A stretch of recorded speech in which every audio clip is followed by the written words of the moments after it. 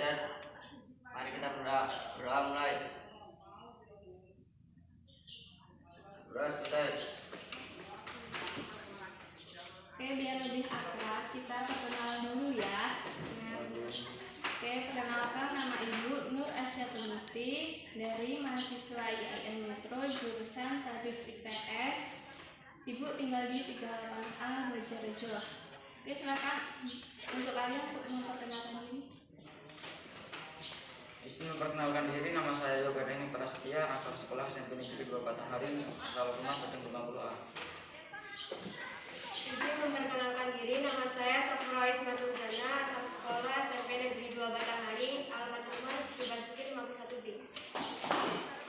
Izin memperkenalkan diri, nama saya Hafid Angga Hidayat, asal sekolah SMP Negeri 2 Batanghari, asal rumah BK 50A. Oke, sebelum ke materi pembelajaran, Ibu absen dulu ya. Ahmad Fairuz nggak ada. Adelia nggak hadir. Yoga Dani Prasetya, Syafura Iswatul Jana, Hadir, Bu. Hafid Angga Hidayat, Hadir. Putri Nazatul Ramadhani. Hadir. Oke, baik.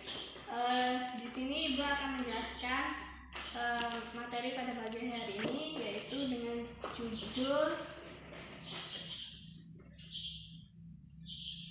konflik dan integrasi sosial dalam kehidupan sosial. Oke, nanti di sini pembelajarannya nanti di akhir Ibu menjelaskan, nanti diskusi dan Ibu kasih 5 pertanyaan. Oke, kita mulai.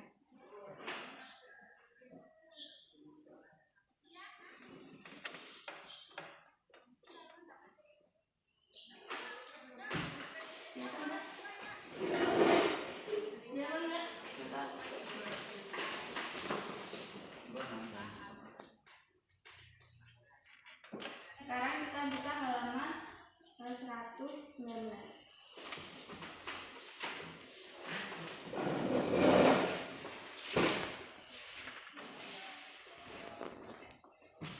Yaitu mengenai konflik dan integrasi dalam kehidupan sosial.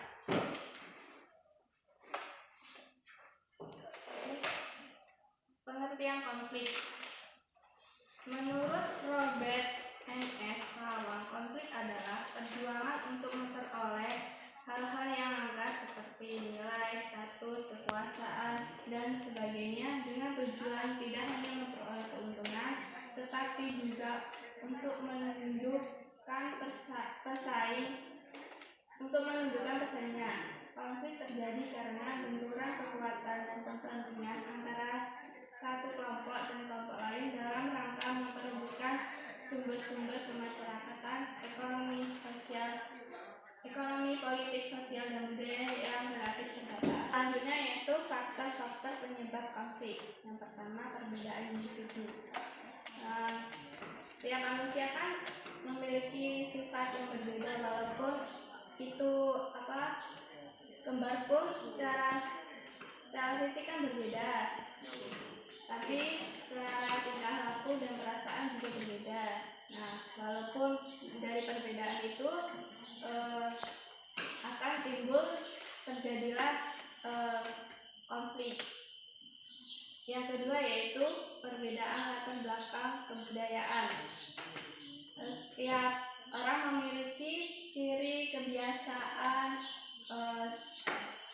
ras, suku setiap masyarakat. Nah, di situ akan terjadilah konflik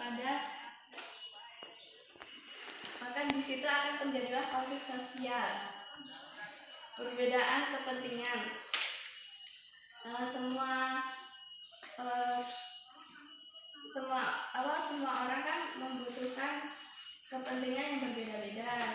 Ada yang kepentingan yang sama, tapi kepentingan itu sama satu orang dan orang lainnya itu berbeda. Jadi dilihat pada pada gambar ini ada apa namanya rencana pembangunan di Pulau Progo, Yogyakarta.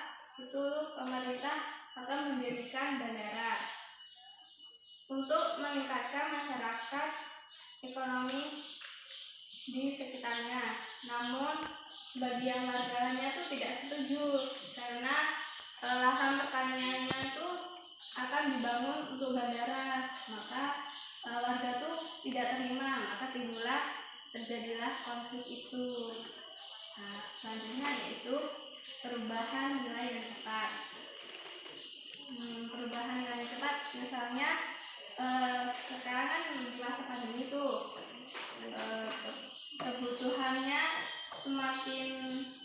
kebutuhan pokok tuh semakin tinggi. Nah, semua tuh masyarakat merasakan hal itu. Nah, maka terjadilah konflik yang berkepanjangan, nggak berkepanjangan ya, apa ya namanya? Jumlah konflik yang agak kesenjangan gitu. Oke, selanjutnya yaitu akibat konflik. Yang pertama, akibat terjadinya konflik sosial.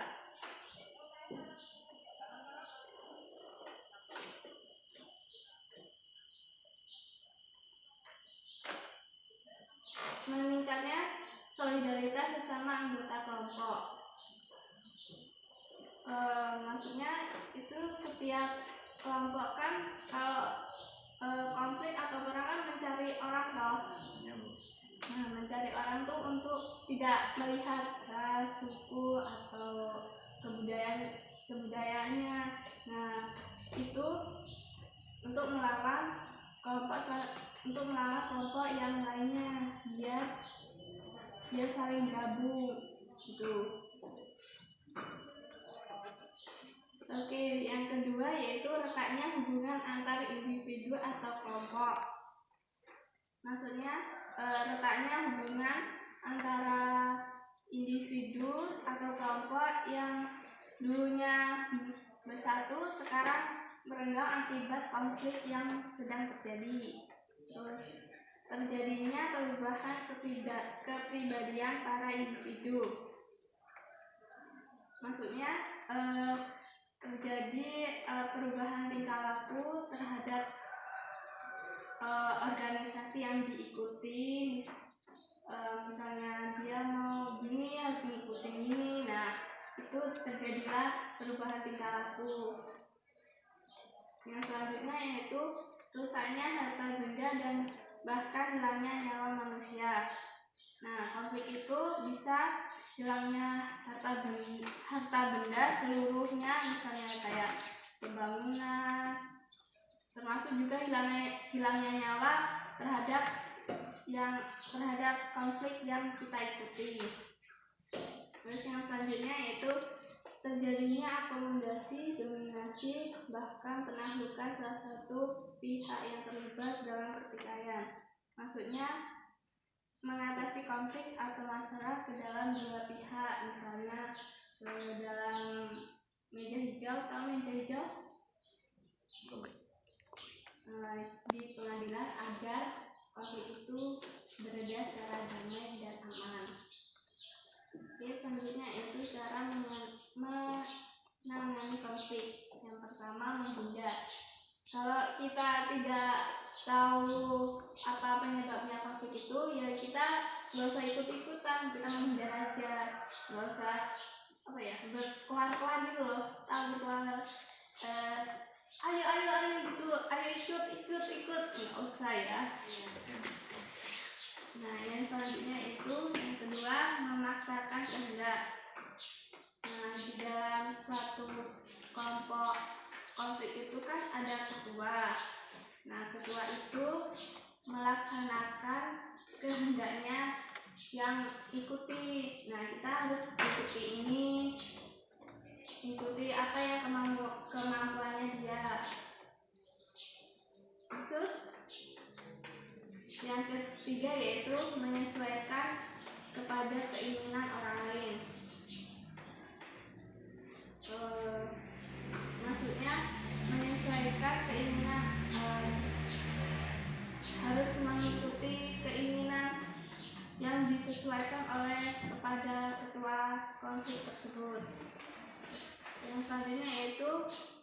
tawar-menawar. Tawar-menawar itu maksudnya meminta lawan konflik untuk secara berdamai, secara aman dan damai, itu harus dengan mengobrol secara baik-baik atau bisa juga di meja hijau atau di pengadilan. Kolaborasi yaitu cara mengurangi misalnya kolaborasi antara konflik yang satunya dan satu lagi untuk membicarakan konflik yang sedang terjadi. Oke, yang kedua yaitu integrasi sosial.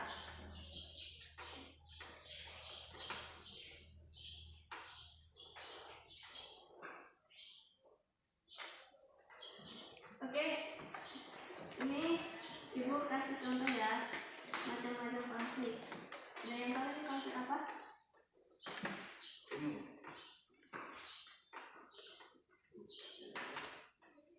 Apa termasuk konflik ekonomi, sosial? Sosial. Oke, kita lihat ya. Konflik ekonomi. Yang selanjutnya yaitu, ada yang tahu ini konflik apa?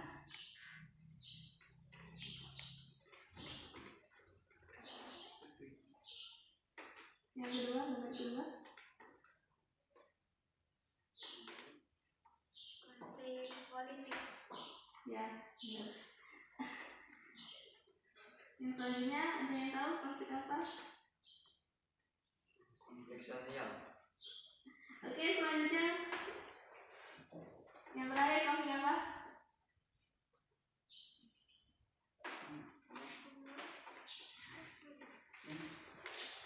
Apa? Nggak tahu? Konflik budaya.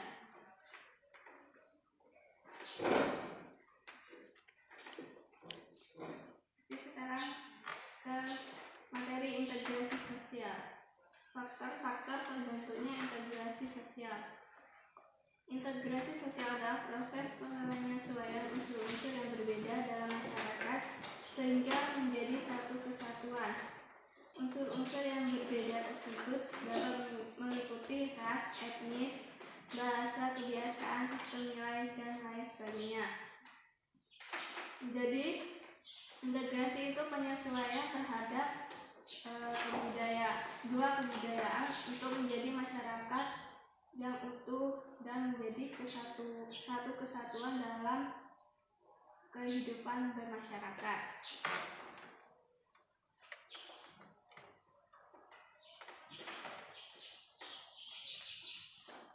Selanjutnya yaitu menurut William F. Orberg dan Mayer-Nikov memberi syarat terjadinya integrasi sosial, yaitu yang pertama, anggota masyarakat merasa bahwa mereka berhasil saling mengisi kebutuhan mereka.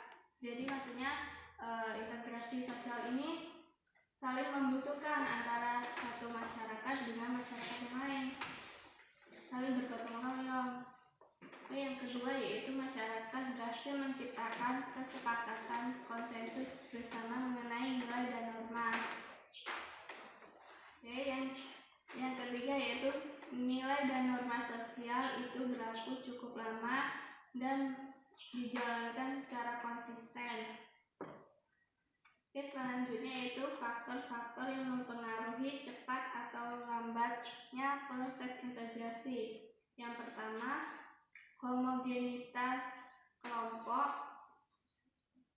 Pada masyarakat yang homogenitasnya tinggi, maka akan mudah tercapai homogenitas tersebut.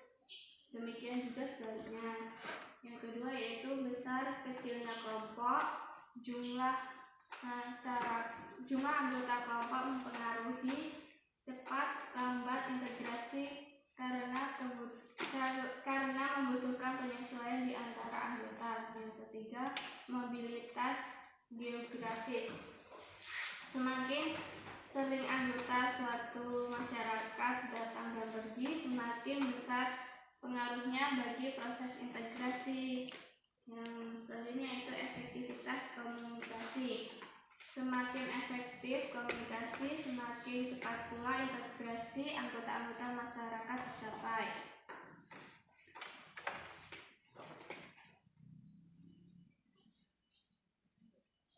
Selanjutnya yaitu bentuk-bentuk integrasi sosial.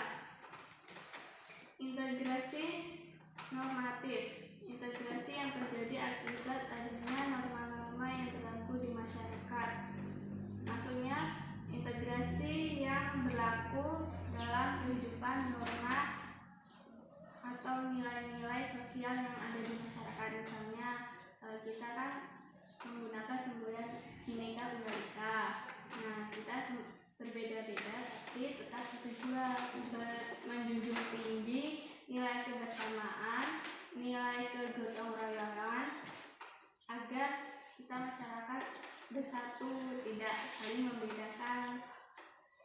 Yang kedua yaitu integrasi fungsional. Integrasi yang terbentuk sebagai akibat adanya fungsi-fungsi tertentu di dalam masyarakat. Contohnya masyarakat Jawa itu kan bertani, masyarakat Bangka itu nelayan. Nah, itu memiliki fungsi yang berbeda-beda untuk saling memberikan kebutuhan pokok pada masyarakatnya. Selanjutnya integrasi koersif. Integrasi yang dilakukan dengan paksaan. Misalnya di dalam masyarakat itu kan ada peraturan. Nah, peraturannya itu harus diikuti walaupun dengan keterpaksaan. Nah, selanjutnya yaitu proses integrasi dilakukan melalui dua hal, yaitu asimilasi. Asimilasi adalah bertemunya dua kebudayaan atau lebih yang saling mempengaruhi sehingga memunculkan kebudayaan baru dengan meninggalkan sifat asli tiap kebudayaan. Jadi asimilasi itu dua kebudayaan yang sudah meninggalkan sifat asli terhadap kebudayaan tersebut. Yang selanjutnya itu akulturasi, yaitu proses yang terjadi bila kelompok sosial dengan kebudayaan tertentu dihadapkan pada kebudayaan asing baru, sehingga kebudayaan asing baru diserap atau diterima dan diolah dalam kebudayaan sendiri tanpa meninggalkan sifat aslinya. Jadi akulturasi itu kebudayaan tanpa meninggalkan sifat aslinya. Asimilasi kan dua kebudayaan yang sudah meninggalkan sifat aslinya. Tahu bendera ini? Tahu. Apa? Bendera apa? Selatan. Tahu K-pop? Tahu. Kalau K-pop pasti nomor 1. Ini sudah terpengaruh terhadap anak muda. Kayak K-pop itu yang sudah mengikuti tren-tren yang K-popers gitulah, yang mengikuti gaya rambutnya, gaya berpakaiannya, gaya bahasanya juga, makanannya, dan lain sebagainya. Yang kedua, ada yang tahu bendera apa? Ya benar. Tahu celana jeans? Tahu. Nah, ini yang sudah menciptakan celana jeans. Tahu McDonald? Tahu. KFC? Tahu. Nah, kok itu tahu? Nah, ini yang menciptakan yaitu Donald Trump dari Amerika Serikat, yang anak mudanya suka banget makanan Amerika Serikat ini. Rata-rata lah sebenarnya. Selanjutnya yaitu akulturasi, yaitu kebudayaan yang disertakan dan diolah tanpa meninggalkan sifat asli terhadap kebudayaan tersebut. Ibu beri contoh ya. Kalau ini apa? Masjid apa?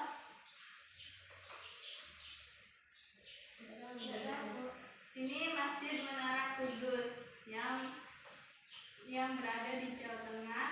Pencampuran adalah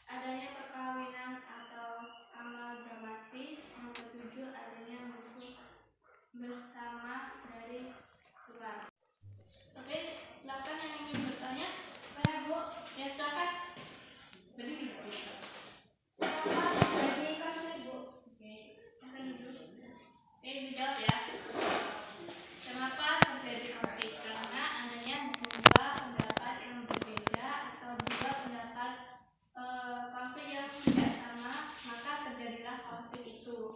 Nah, konflik itu terjadi karena penyebab konflik itu antara kelompok satu dan kelompok lain yang tidak menyetujui pendapat yang satu dengan pendapat yang lain, maka terjadilah konflik itu.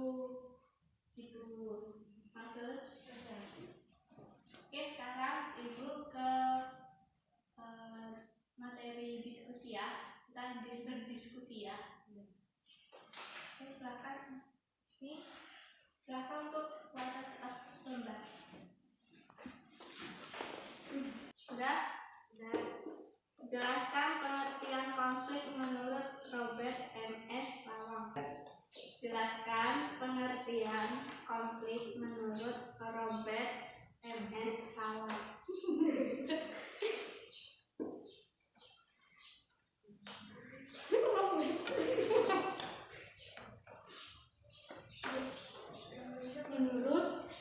Menurut Robert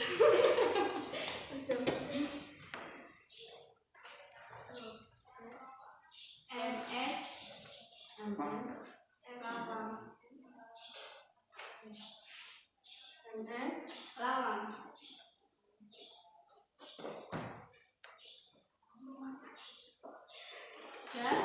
Sudah. Oke, yang kedua, sebutkan akibat terjadinya konflik.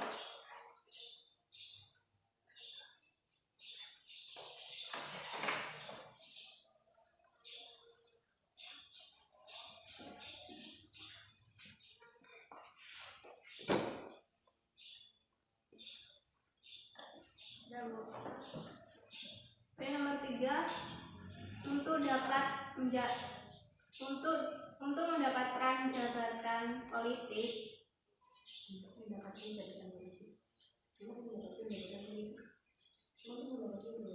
mendapatkan jabatan politik tertentu,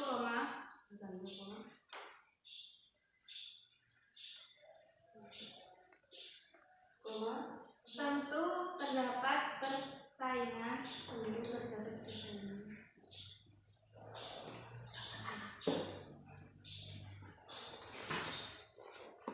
Sudah? Sudah.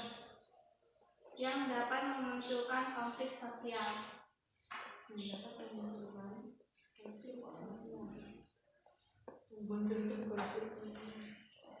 Terus pertanyaannya, apa cara kalian untuk dapat mengatasi hal tersebut?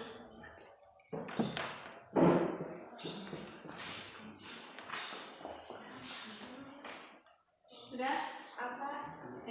Apa cara kalian untuk dapat mengatasi hal tersebut?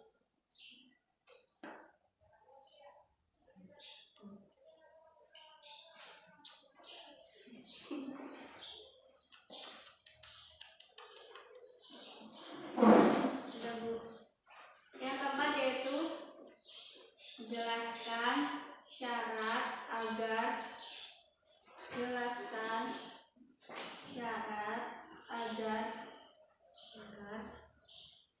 terjadi konflik sosial.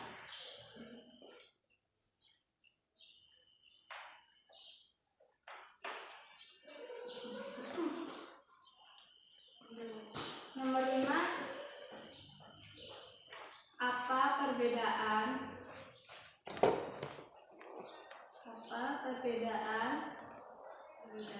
antara asimilasi dan akulturasi?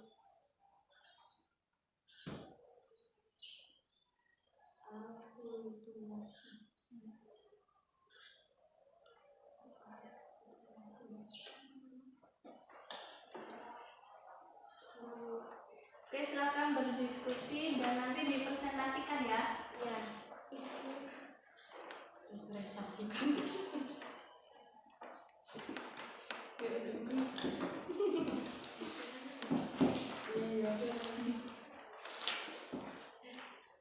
Oke, silakan untuk perwakilan kelompok untuk mempresentasikan.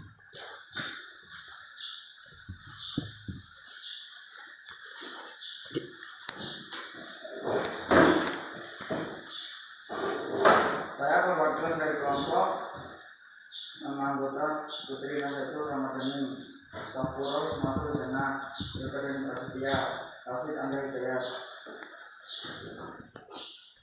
Soal: jelaskan pengertian konflik menurut Robert M. Z. Lawan.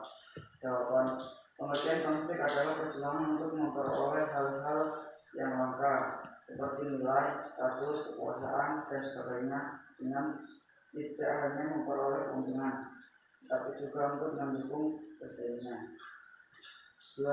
Sebutkan akibat terjadinya konflik. Jawaban: 1. Meningkatnya solidaritas sesama anggota kelompok. 2. Retaknya hubungan antar individu atau kelompok. 3. Terjadinya perubahan kepribadian pada individu. 4. Rusaknya harta benda dan bahkan hilangnya nyawa manusia. 5. Terjadinya akomodasi dominasi bahkan penaklukan salah satu pihak yang terlibat dalam pertikaian. 3. Untuk mendapatkan jabatan politik tertentu terdapat persaingan yang dapat memunculkan konflik sosial. Apa cara kalian untuk dapat mengatasi hal tersebut? Kita harus berdamai dan mendengarkan pendapat orang lain. Jelaskan syarat agar terjadi konflik sosial. Bedanya suku dan ras, perbedaan pendapat. 5. Apa perbedaan antara asimilasi dan akulturasi? Asimilasi adalah pertemuan dua kebudayaan yang saling mempengaruhi sehingga memunculkan kebudayaan baru dengan meningkatkan sifat asli kebudayaan. Akulturasi adalah proses sosial yang terjadi bila kelompok sosial dengan kebudayaan tertentu dihadapkan pada kebudayaan asing sehingga kebudayaan asing diterima dan dia diolah dalam kebudayaan sendiri tanpa meninggalkan sifat asli kebudayaan lainnya. Oke, silakan Ibu. Oke, Ibu ambil kesimpulan ya.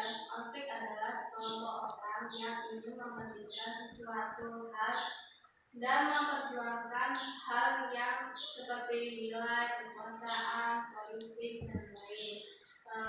Sedangkan integrasi sosial adalah sekelompok orang yang ingin banyak kebersamaan dalam kebudayaan yang menjadi satu kesatuan yang utuh. Oke, silakan dibereskan bukunya. Jangan lupa membaca materi yang selanjutnya. Ya, Bu.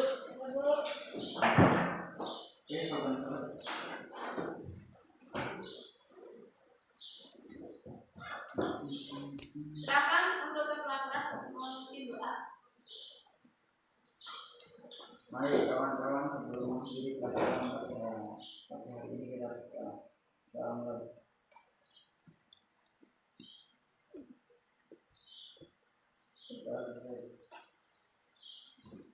Jangan lupa belajar yang semangat, tetap jaga kesehatan. Ibu akhiri. Wassalamualaikum